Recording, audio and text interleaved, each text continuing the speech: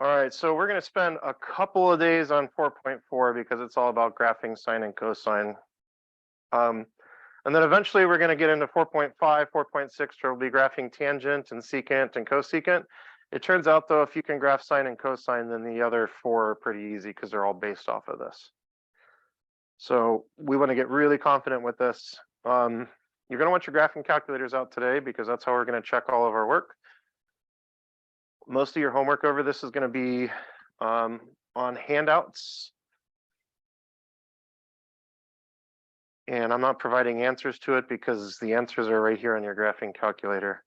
I do need to tell you that when we're graphing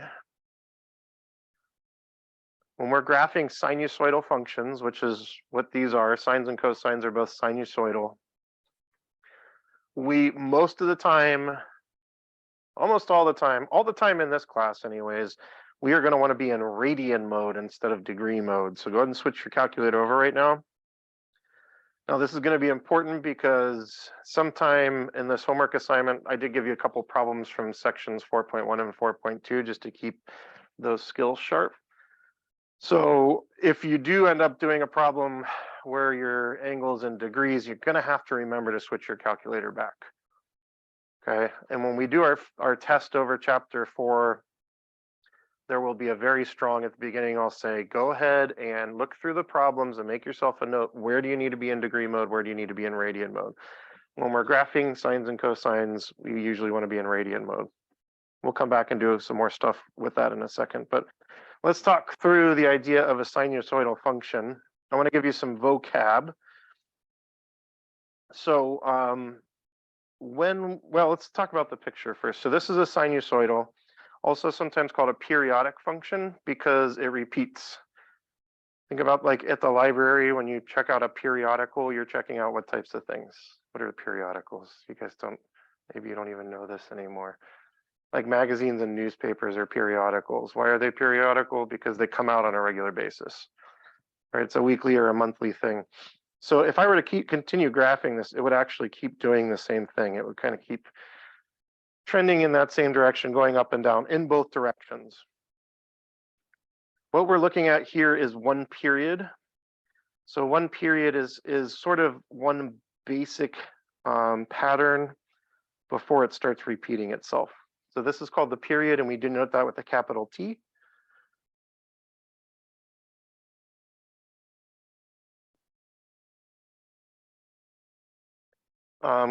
Typically, I think the capital T is because usually we're talking about time. Oftentimes we're talking about time when we're actually using these in the real world. What else do you need to know? You need to know that this distance here, kind of from the center midline up to the top, is the amplitude, or A.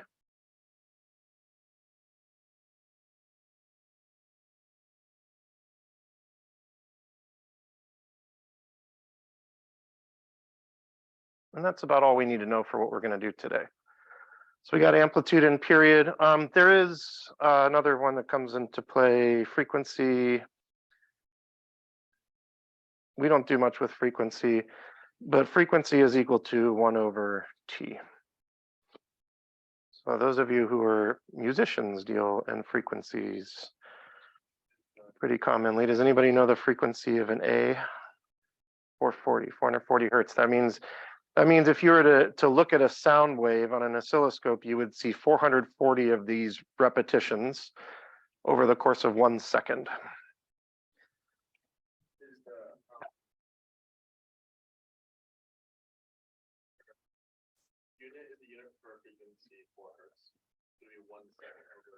So yeah, so time would be seconds, so it's like the inverse of a second per second.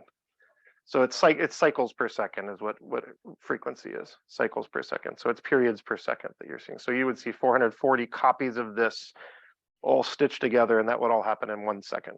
And that would create the musical note A. And then if you wanted to go up an octave, do you know what that does to the frequency? It doubles it. So 880 would also be an A, but it'd be the next octave up. We don't need to get into all the music theory piece of it, but I think it's cool. All right, so when we're looking at this is the equation. I need you to know that this number here that comes in front of either the sine or cosine, I need you to know that this is A, or amplitude. So whatever this number is corresponds to how far it is from the center up to the top. Also, it would be the center to the bottom. This would also be A. And I need you to know that the number that's attached to the x, the coefficient for the x, is omega. This is not a W, it is an omega. It's a Greek letter. That's the last letter of the Greek alphabet. First letter being alpha, alpha the beginning, omega the end.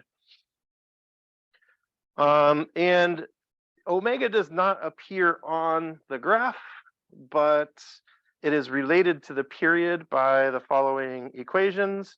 Omega is equal to 2 pi over t, and t is equal to 2 pi over omega. And it's awfully nice that you don't have to think about like which version of the equation is it, because it's always 2 pi over the other thing. All right.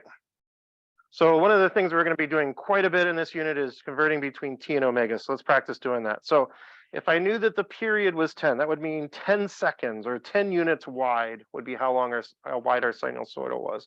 And I wanted to write an equation, I need a value for omega. So I would do 2 pi over 10, and I would simplify that and call that pi over 5. So if my period was 10, then my omega would be pi over 5. If my period was 3, omega would be 2 pi over whatever the period is. 2 pi over 3 is, well, that doesn't simplify. It's just 2 pi over 3. So if I wanted to make a graph where this width was 3 units wide, then this would have to be the coefficient in front of my x. What if I were looking at an equation and I wanted to know how wide my graph were going to be? So let's say my omega was 5 pi over 6. Oh, this is going to be fun. I need to do 2 pi divided by, right?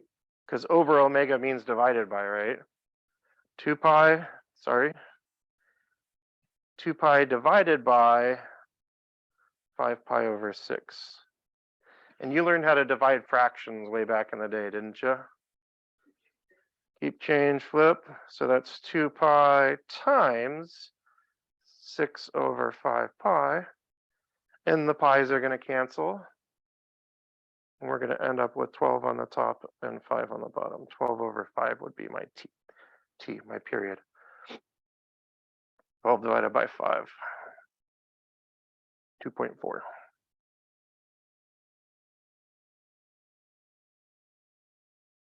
So you can think of it as 2 pi over omega, or sometimes I think about this as 2 pi, coming back down, 2 pi times the reciprocal of omega is another way to think of it. All right, let's say omega is 8 pi. This one's a little bit more straightforward. So if I want t, I'm going to go 2 pi over omega. Omega is 8 pi. 2 pi over 8 pi, simplify that. Pi's are going to cancel. We're going to get 1/4. You guys feeling okay about t and omega? We don't know what they do so much yet, but we're going to see all that in just a minute. We'll be practicing this a bunch.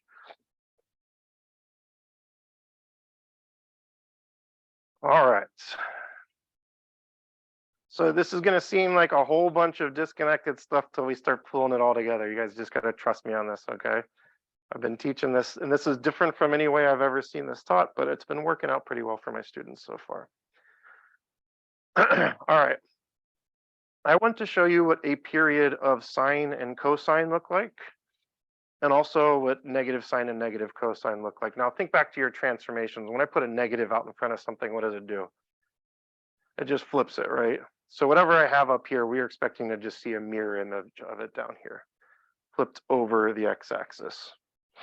So the sine points, if this is our frame, Our important sign points are going to be right here, here, here, here, and here.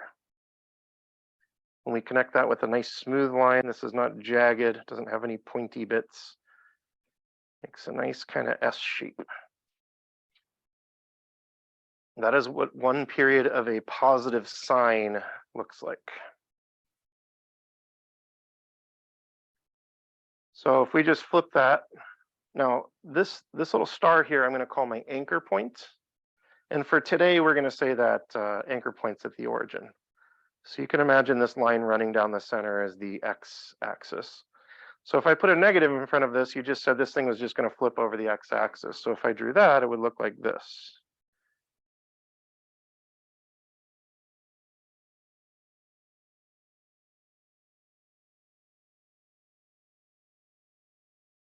So we got positive sign and negative sign. All right, let me show you what positive cosine looks like, and then I'll challenge you to write or to draw negative cosine for me. Positive cosine looks like this, and it's kind of flat when it begins, curves down, makes a little U shape, and then comes back up. That's a positive cosine. See if you can draw a negative cosine for me. See what you think.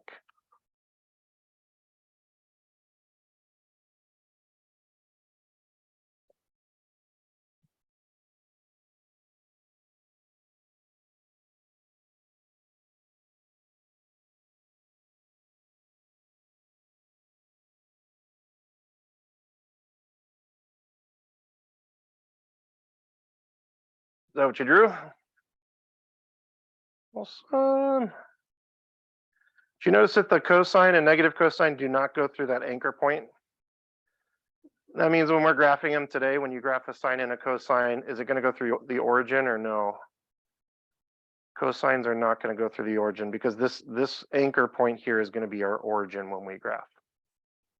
So I want to show you what this is going to look like. We're going to be drawing these frames today. Sometimes we'll be stretching these frames out vertically. Sometimes we'll stretch them out horizontally. But we will draw these frames so that the anchor point, that point that I marked with the little star up above, is always at the origin.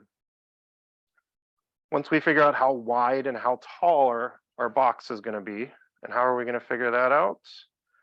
Well, it's our amplitude and our period. If you look up at the top of your page, the amplitude and the period are going to tell us how wide and how tall it is. Once we figure out how tall that box is, all that we have to do is put the divisions in there and then draw a positive sign or negative sign or positive or negative cosine into it. So in this one, I'm asking you, I've already drawn the frame for you. Can you go ahead and draw that positive sign pattern in it? Remember, positive sign has a point at the anchor, and then it goes up, back to the center, down, and back to the center. And we'll connect those points with a nice smooth line.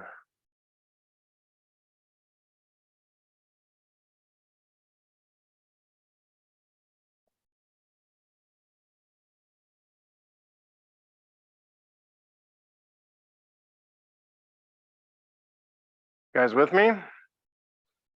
Now, if I graph a positive sign, is it going to look like this? It's going to look like this, but it's also going to repeat.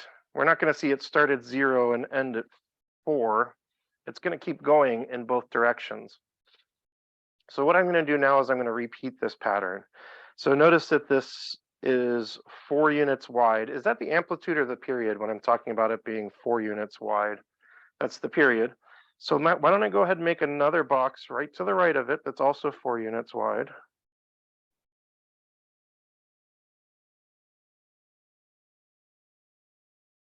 And let's repeat this pattern.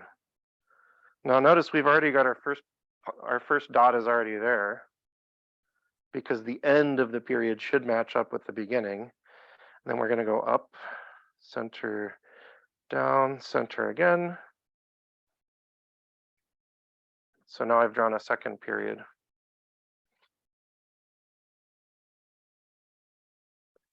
And then I could continue to draw more boxes further to the right. I'm only going to fit, it looks like half of a box into the right. So all I'm going to be able to do is the up and back to the center piece right here.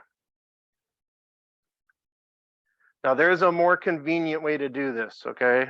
If you have to do it drawing these boxes every time, your homework is going to take you forever. So pay attention to this, okay? I'll give you a big hint here. All of these points repeat every period. Notice this peak here, this local max is at 1. Where's the next local max? The next local max is at, that is at 5, isn't it? And my next local max after that is at, how far is apart from 1 to 5 and from 5 to 9? It's 4, and that was our period, right? The period was 4, so that's how often something repeats. So if I want to make some more local maxes to the left, instead of making a bunch of boxes, I can just count 4 units over and draw a new max. So 1, 2, 3, 4, boom. 1, 2, 3, 4, boom. I know there's going to be local maxes at those places.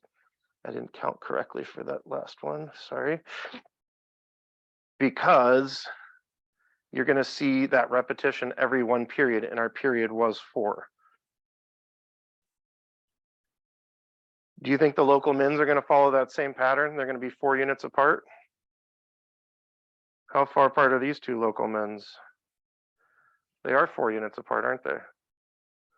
So I can just keep counting. Every 4, there should be another local min. 1, 2, 3, 4, boom. 1, 2, 3, 4, boom. 1, 2, 3, 4, boom. What's another way I could have found those local mins other than counting 4 over? Where are the local mins relative to the local maxes? They're 2 over as opposed to 4. Another way to say that is they're about halfway between, they're exactly halfway between every max. Did you notice that? Now, how far apart are my x-intercepts here? They're 2 units apart, and that pattern is going to continue also. So for my x-intercepts, I can just count 2 each time and draw points. And then once I've got my points, then I can just go ahead and draw the whole curve out. See how that works? And when you're drawing these things, the points are the important thing. When you're connecting, if you miss them a little bit, that's fine. Do try to make it a smooth curve and not jagged, though. Come on in. Yeah, absolutely. Hang on. Let me pause this. Okay. Hey, by the way, we didn't mention this, but what would our amplitude be on this sinusoidal that we just drew here? 6 is my favorite wrong answer. Right, but you can see where that would be a super common mistake, right?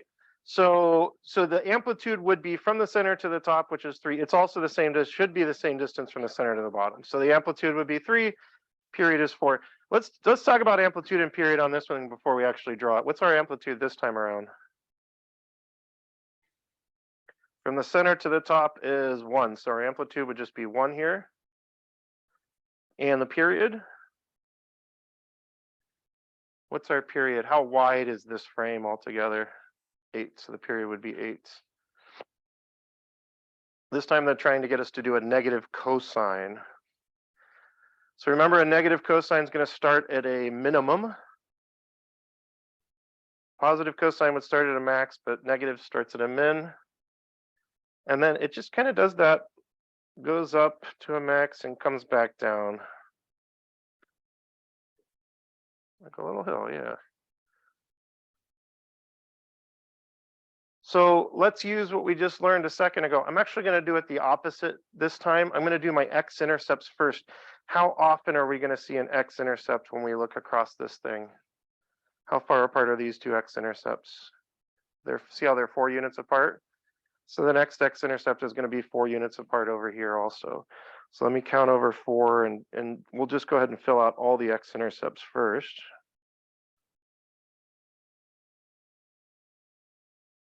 And I don't think we can fit any more over here. Oh, we can fit one right at the end. And you're going to start noticing some little tricks, like, did you notice that the maxes and min always happen halfway between the x-intercepts? This max here is halfway between these x-intercepts, and then we've got a min halfway between these two. So I can kind of think of this as alternating. We're going to have another max halfway between these and another min halfway between these. Or we can do like we did last time and we could count. We know that features repeat themselves every period. Our period is 8, so there should be 8 units between these maxes. So we could have gotten this by just starting here and counting 8 units over. Going to be our next max. We could count another 8. We should see another max here. Question? They go every 2. It's like, so it goes from like 0 to 2. On this one, you're saying like from here to here is 2 units, and from here to here is 2 units. Yes, for this graph it is. And that is because when we're doing it this way with these kind of, I call these frames, you can think of it like a window frame. The window frame is going to be divided up into 4 segments always. Since my period is 8, how big is each one of those segments going to be? That's the reason that it's 2. On this one, notice that my points were not happening every 2, but my points were happening every 1. On the first one that we did, because my period was 4, and if I divide that into 4 segments, it's going to be 1 unit in between. So we're going to see some graphs where the period might be 10. In that case, you're going to see points happen every 2.5, because that's 10 divided by 4. All right, let's sketch this thing, and then we're going to move on and actually start sketching some actual equations here. So I kind of showed you the beginning of the problem. And the beginning of the problem is where we have to think about, we have to look at an equation and we have to think about amplitude and period. We have to use this fun little equation to figure out what the period is. And then I showed you the end of the problem where we're actually filling in the graph. Let's do the whole thing now. There's just one little middle part we got to fill in. You guys are going to be pros at this. So flipping over.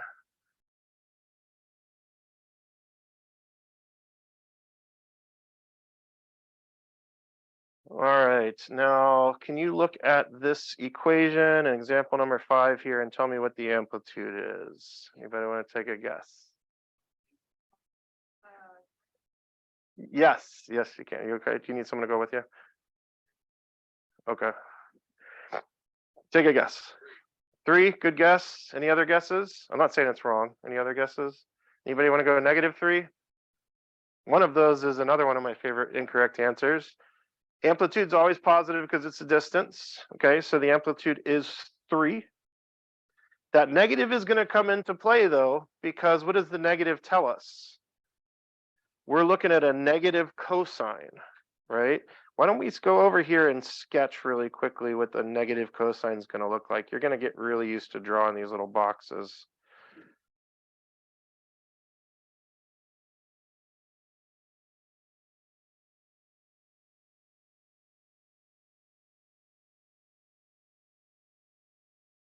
Come on in. One's over here. So actually, Odin has 2, so we'll be performing. Okay. All right, so we got an idea what this thing's going to look like, right? It's going to be a negative cosine. I know it's hard to follow that up, but here we go.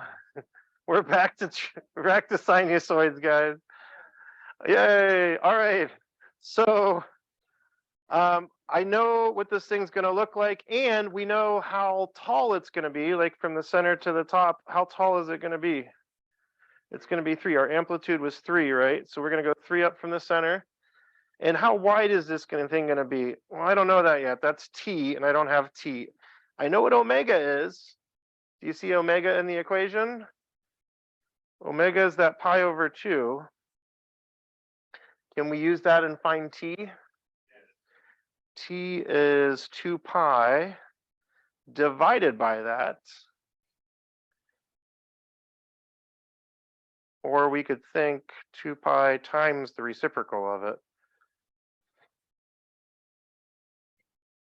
Pi's are going to cancel, and we're going to get what? 4. So the period is 4. So like I said, one of the first things you're going to do is you're going to look at an equation. The equation is going to give you omega. You'll use that to find t. You're going to be doing 2 pi divided by oftentimes a fraction. And there's a little shortcut that a lot of you are going to figure out, but I'll let you figure that out on your own. Okay, let's draw our frame. Remember, our frame is always going to start at our anchor point, which is the origin. And we know that we want our frame to be 3 units going up from the origin and 3 units going down from the origin. We also know how wide we want our frame to be. How wide is it going to be? That's going to be our period. We just figured out that was 4. So let's make it 4 units wide. So that frame there is going to contain 1 single period. When we chop up our frame, we always chop it up into those 8 little window panes down the center, which will be the x-axis, and then chop it evenly horizontally so that you end up with 4 equal pieces. And then inside of that frame, we want to build our negative cosine, which we said looked like this.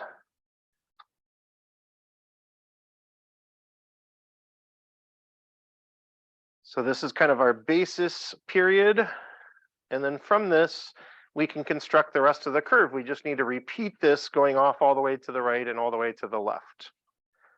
So whatever method you want to do, you know that every point that's on here is going to be repeated every 4 units to the left and right. So this max here, 1, 2, 3, 4 units over, there's going to be another max. 1, 2, 3, 4 units, there's another max. And then the same in this direction. Everybody kind of figures out their own way of doing this last part where you fill out the rest of the graph. This is kind of, by the way, this is the tedious part of this section. It's like, once you build your period and then you've got to like repeat it a whole bunch of times, you're going to learn to really hate it when the period's small because you end up repeating it a whole bunch of times. You'll get overjoyed when the period's something like 8 because you're only going to have to make a couple copies of it. But you'll figure out some ways to kind of make it a little bit easier on yourself. And then my x-intercepts are going to happen every half period. And the period is 4, so half of that would be 2. So I can just count 2s here.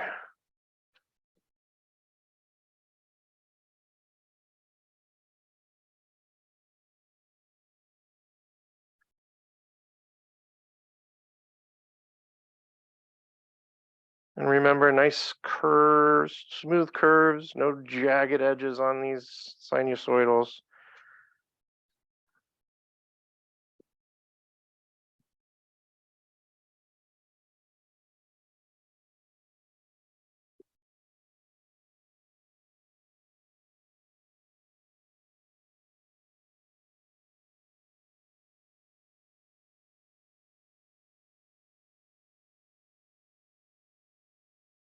You guys are doing awesome.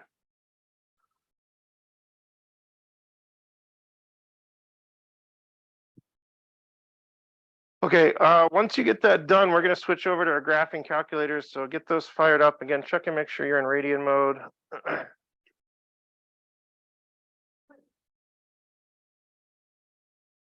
And before we type in our equation, we're going to want to make sure that our window is set up accordingly.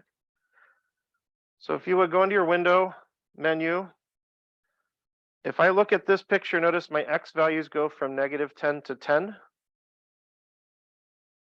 And then my y values are going from -4 up to 4. So I'm going to change this to match.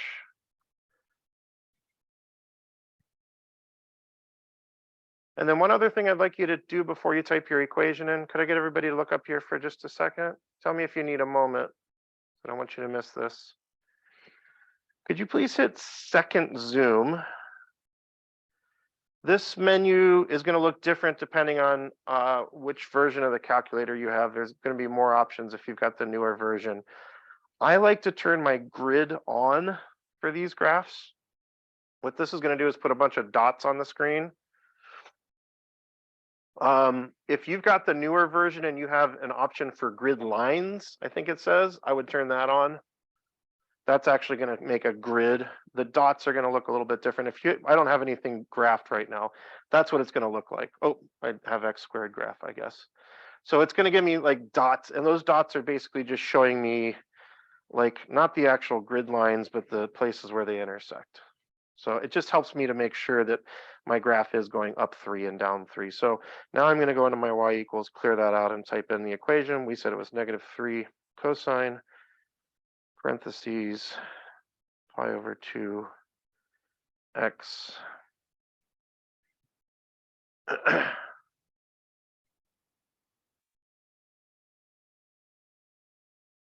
we'll graph it and hope that it looks something like what we just drew. Oh yeah, that's looking good. That's looking very good. Okay, so in your homework, it's going to say in each section, check with a grapher. This is what I mean by check with a grapher.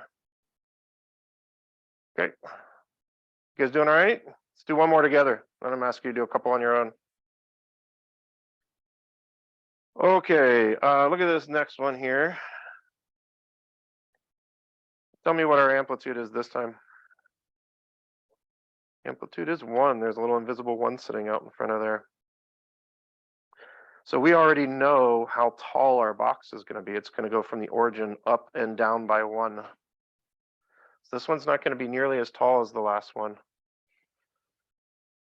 Anybody want to guess what, well, let's go ahead and write down, what is omega? Omega is pi over 4. Omega comes from the equation, but we don't see it on the graph. We have to transform that into period. Go ahead and do your math to find the period. I know the shortcut, so I'm going to tell you that it's 8.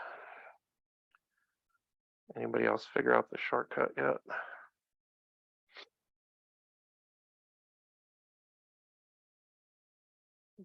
Double the denominator. If it's pi over a number, it's always going to end up double the denominator. But if I didn't know that, I'd say t equals 2 pi over omega, so divided by pi over 4. That's 2 pi times 4 over pi. Pi's cancel. We get 8. Oh, this is going to be a nice one. I like this one because that tedious part's going to be kind of short. Our box is going to be 8 units wide. So go ahead and complete the outer boundaries of your frame. And then we want to chop that up into always the same number of equal parts, into 4 equal parts.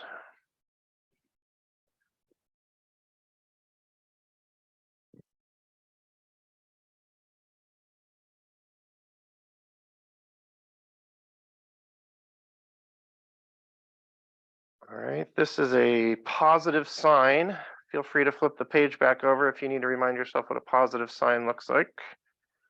I remember that a positive sign starts at the anchor point and goes up. Oops, would be there, up there. Goes up, back to the center, down, back to the center.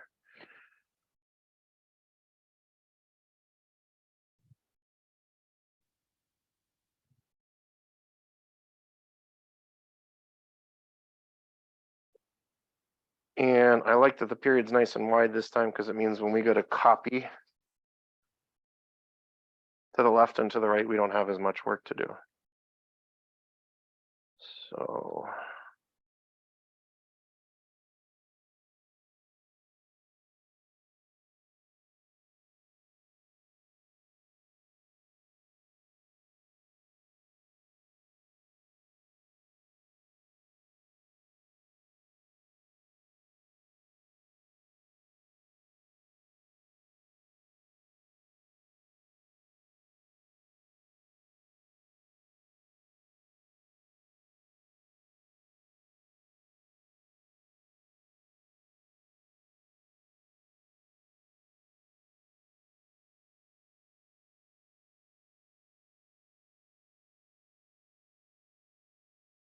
as you finish up there, I'm going to go back to my grapher here and type in this equation and make sure that I didn't make any mistakes.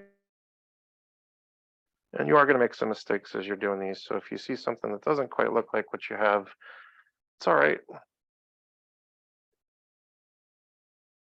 See if you can find your mistake, and if not, mark it, bring it back to me.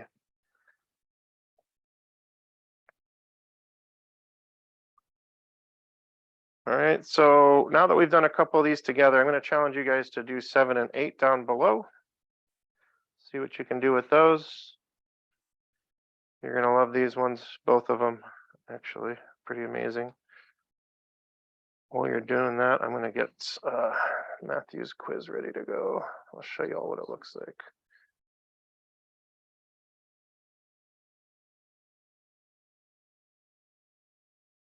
Amplitude's 1, periods pi over 6, 2 pi divided by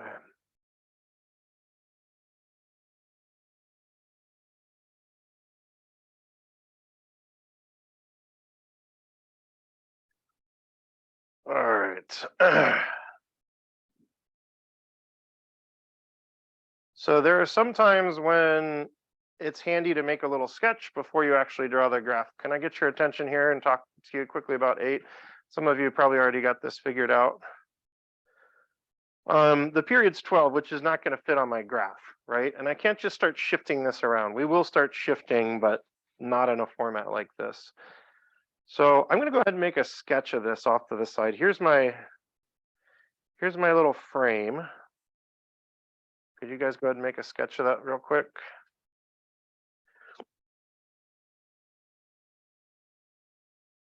And we know it's going to be 1 unit tall because that's my amplitude. Well, 1 unit going up and 1 unit going down.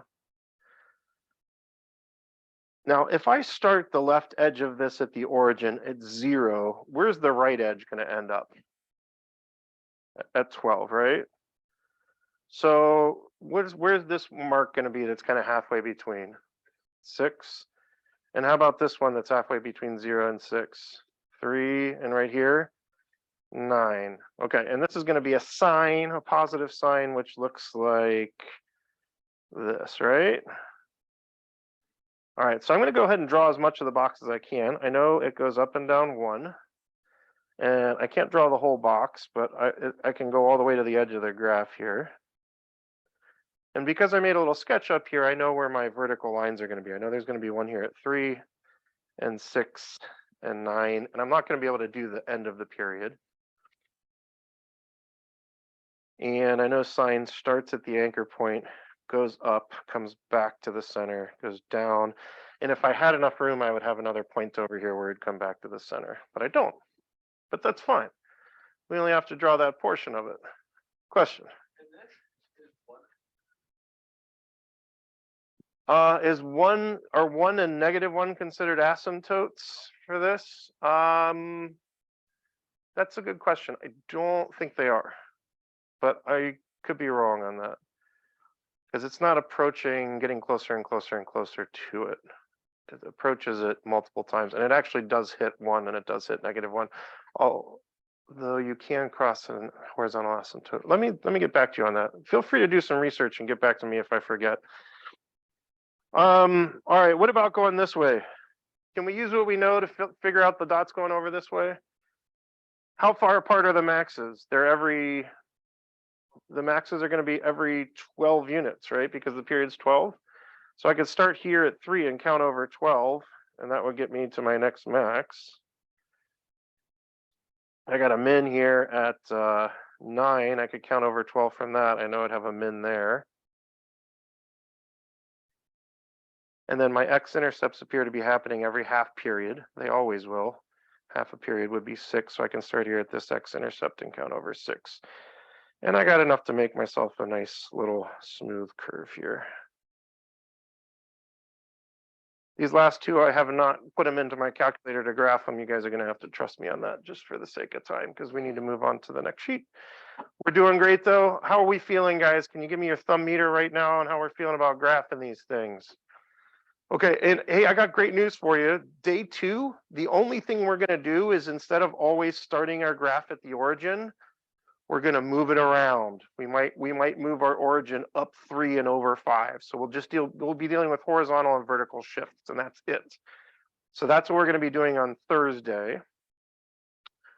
But let's go ahead and flip over on the back and see if we can go the opposite direction on this.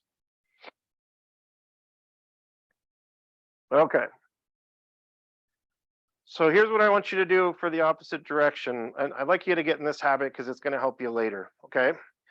Go ahead and start at your origin and draw the left edge of that frame that we would have made if we were making this graph. And notice that it hits the upper right-hand corner here. Is that a positive sign, a negative sign, a positive cosine, or a negative cosine? The one that hits the upper left-hand corner. That's a positive cosine, isn't it? So I know we're going to be making a positive cosine. Do you see why it's a positive cosine? So of those originals, the positive cosine is the one that hits the upper left-hand corner. I know it's not a sine because it didn't hit the origin, right? This is not going through the origin. So it's either a positive cosine or a negative cosine. This is a positive cosine. And we know that a positive cosine would end the next time it hits another max. So let's draw a box around this pattern. You're going to get really familiar with what a positive cosine, a negative cosine, positive and negative sign look like. If we have this box, then we can start talking about things like amplitude. The amplitude's from the x-axis up to the top, which in this case is 4. So we'll put a 4 for our amplitude. We can talk about the period. Period is how wide that box is. Make sure you're paying attention to the scales on these because I switch them around on you. This goes from 0 to 4, so the period would also be 4. Now the period doesn't actually appear in the equation, which we're about to write. We need omega for our equation. How do we find omega? Omega is 2 pi over the period, which is 4. 2 pi over 4 simplifies to pi over 2, half pi. All that's left is for us to put all of that information together. We did decide it was going to be a positive cosine. We said that our amplitude was 4, so that's going to go in front. And we said that our omega was 2 pi over 4 pi over 2. And we just need our x in here, and we've got our equation. Can I get you guys to go into your calculator right now and graph that equation? And if you would, before you actually graph the equation, could you set your windows so that it matches what you see on the screen? Or what you see on the paper, rather. My x is going from -4 to +4. My y is also going from -4 to +4. So make sure you're setting your window so that it matches what you're seeing on the graph.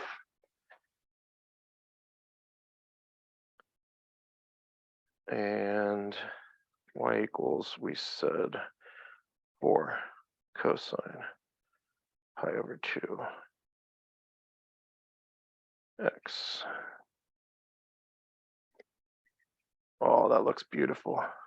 It's just like it.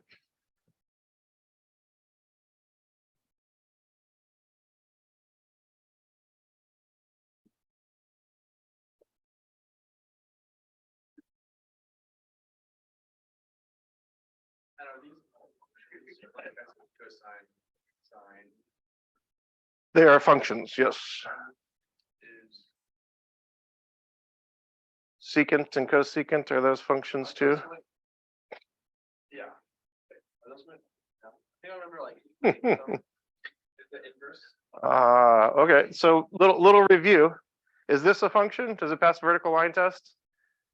Even if it went forever and ever and ever, it would pass a vertical line test? Would it pass a horizontal line test? Which means what about its inverse? Its inverse is not a function. However, we force it to be a function, and we'll get into that later on in the chapter. We force it to be a function by limiting the domain of the original.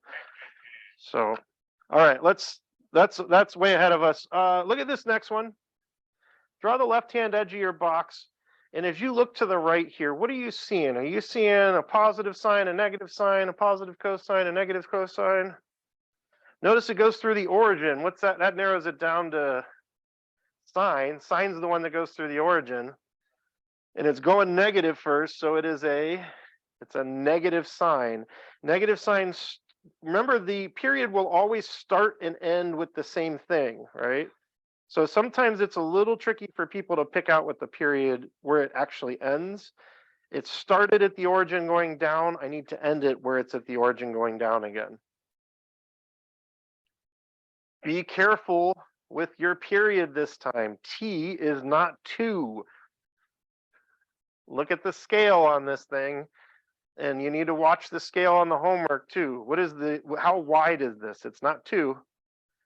This is 1 right here.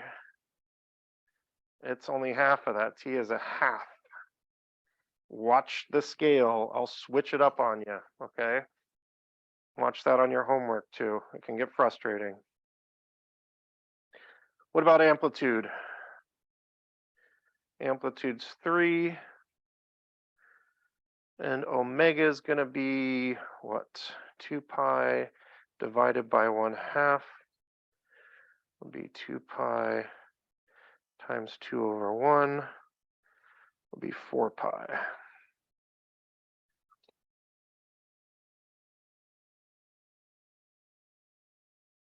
And we said this was a positive sign or a negative sign. So make sure to put a minus out in front of your coefficient.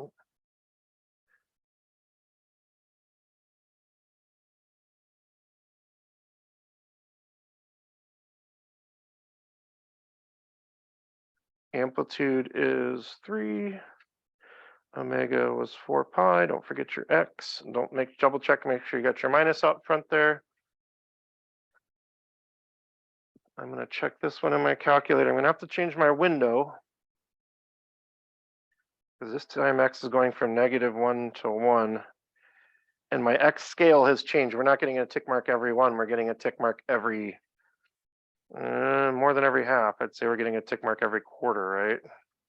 So every 0.25. Still going from -4 to 4 in the x direction. And we think it's -3 sine 4 pi x. Let's see. Oh, it's like twins. Lovely.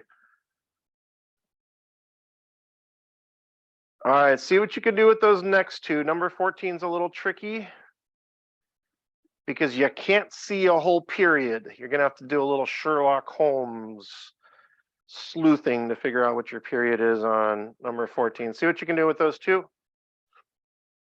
Ask me some questions. I'm going to be around.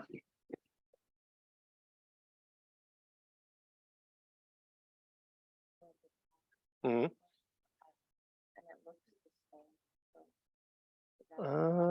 I don't know that your top is actually right.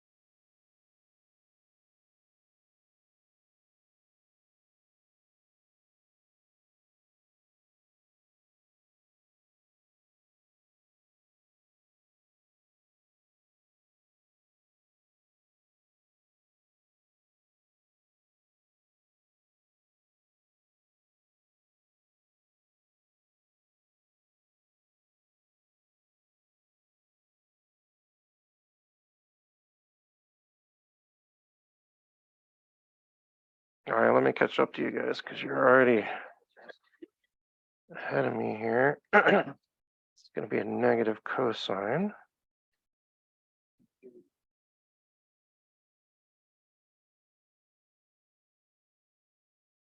We've got 4, so this would be 2.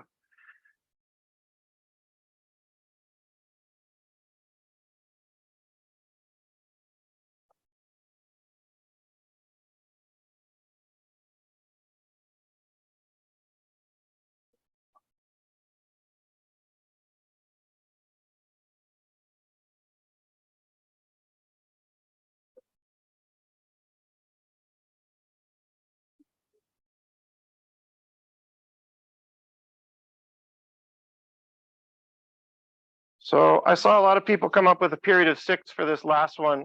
What was your reasoning? Can someone give me a reasoning for your period of 6? Half a period is 3, so you're looking from here to here is half a period. That's half of that sine pattern, and that's 3. So then the whole period would be double that, would be 6. Good. 2 pi over 6 is pi over 3.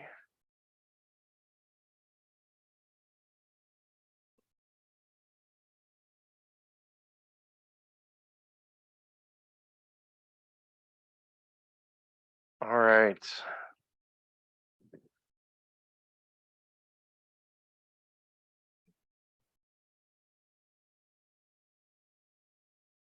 All right, so after finishing up our first lesson on graphing sinusoids, could you guys give me one last time your thumb meter? How are you feeling right now about graphing and writing equations? About the same as when I asked before. Which one do you find easier, the graphing part or the writing equations part? You like the equations better? Except I feel like it's less work to write the equations. The graphing part can get really tedious, especially when you have a period that's really small. But again, you're going to figure out tricks to make this go faster. Okay, let me talk you through our homework. So remember how I said I was looking through my notes, and that's the reason we're doing our little quiz? So one of the other things that I saw in my notes was when we get to this part, don't forget about the stuff from 4.1 and 4.2. What I found last year was that my students, when we got to the chapter 4 test, they did awesome with graphing sines and cosines. They didn't do so great with the stuff from the first 2 sections because I didn't make them practice it. So I have cut back the number of problems I'm going to ask you to do from what we did today, but I did add some problems from the textbook. You have to look at Canvas to find those. They're from 4.1 and 4.2, just some even numbered problems because we want to keep those skills sharp. Okay, we'll continue practicing those as we're doing these. But your homework's basically to finish up the next 2 pages in your packet. So you're going to be writing a bunch of equations. Please note that the scale is different on each of these graphs. Sometimes it goes 0 to 2, and sometimes it goes 0 to 1, and sometimes it goes 0 to 4. So make sure you're taking that into account when you're writing your equations. And then on the back side, you're going to be graphing. Can anybody pick out which one's going to be the most annoying one to do on the back or on the next page? What's going to be the one with the shortest period on this one? 11. Actually, that's going to be a really long period. That's going to be a period of 16. You'll love this one. 15 is going to have a period of 2 pi over pi, which is 2. Yeah, this will be the annoying one. But you got it. You got it. And please make sure, guys, make sure that you're checking with your graphing calculator. If I were you, when you did this page, maybe go through and do all the ones that are going from 0 to 2 first, so you don't have to keep changing your window every time. Wouldn't that be smart? And then you can check with your graphing calculator real quickly and then go through and do all the ones from 0 to 1 and then come back and hit all the ones from 0 to 4. Yeah. All right. Yeah. All right. You guys are awesome. Thank you for your attention. I'm not going to have time to check homework today. We'll have to get it next time. We should have plenty of time next time, though.